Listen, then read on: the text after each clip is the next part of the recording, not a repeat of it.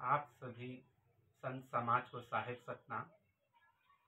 आज मैं सदगुरु घासीदास बाबा जी द्वारा बताए हुए 42 उपदेशों में से 20वां उपदेश रीस और भरम ल त्याग थे तेकर बनथे विषय पर अपना विचार रखना चाहता हूँ। रीस और भरम ल त्याग थे तेकर बनथे। सदगुरु घासीदास बाबा जी जितने भी सिद्धांत उपदेश दिए हैं सभी को छत्तीसगढ़ी भाषा में बताए हैं। रीस और भरम, रीस को हिंदी में क्रोध बोलते हैं और भरम का अर्थ होता है भ्रम, अर्थात क्रोध। रीस का अर्थ होता है क्रोध और क्रोध हमारा सबसे बड़ा शत्रु है, इसीलिए क्रोध को मन का सबसे बड़ा पुत्र कहा जाता है। इसीलिए आजकल बड़े बड़े साधु संत भी क्रोधित हो जाते हैं और जो व्यक्ति जल्दी क्रोधित हो जाता है वह उतना ही सतनाम से दूर है, क्योंकि साधु संत लोग इसी क्रोध को वश में कर लेते हैं, क्रोध को पी जाते हैं। उन्हें क्रोधित होते हुए किसी भी सदगुरु को हम लोग नहीं देखते, बल्कि किसी भी शब्द को सुनकर वो क्रोधित न होकर ज्ञान के माध्यम से उन्हें क्रोध को शांत कर देते हैं, उन सवाल का शांतिपूर्वक उत्तर देते हैं, क्रोधित नहीं होते हैं। और क्रोध को त्यागना बहुत ही जरूरी है। इसीलिए कहा गया कामी क्रोधी लालची इनसे भक्ति न हो।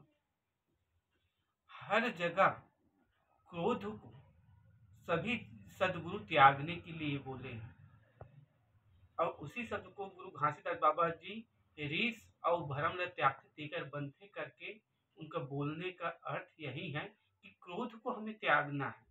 और भरम, भरम का अर्थ होता है भ्रम। जितने भी प्रकार का भ्रम है यह हमारे सबसे ज्यादा बाधक है सतनाम के मार्ग में। जैसे कुछ भ्रम को मैं बताना चाहूंगा। जैसे अधिकांश साधक लोग ये सोचते हैं कि हम लोग ध्यान करेंगे और कोई प्रकट होगा तथास्तु बोलेगा, हमें सतनाम का ज्ञान मिल जाएगा, सतनाम की शक्ति मिल जाएगा। यह सब भ्रम है। इसी प्रकार पेड़ का पूजा करना यह भी भ्रम है, मूर्ति की पूजा करना यह भी भ्रम है। इनसे हम सतनाम को प्राप्त नहीं कर सकते। जैसे बलि देंगे तो हमारा मनोकामना पूर्ण हो जाएगा, यह भी एक भ्रम है। इसी प्रकार के सारे भ्रम को हमें त्यागते हुए जाना है। भ्रम की जिंदगी से हमें अध्यात्म की ओर जाना है, इसलिए भ्रम को त्यागे। इसीलिए सदगुरु घासीदास बाबा जी बोले हैं रीस और भरम ल त्याग थे तेकर बनथे। इसलिए आप सभी संत समाज से निवेदन है कि आप सभी क्रोध और भ्रम, रीस और भरम को त्यागें और ध्यान करें, क्रोध और रीस को वश में करें, शांत करें और ध्यान करें। साहेब सतनाम।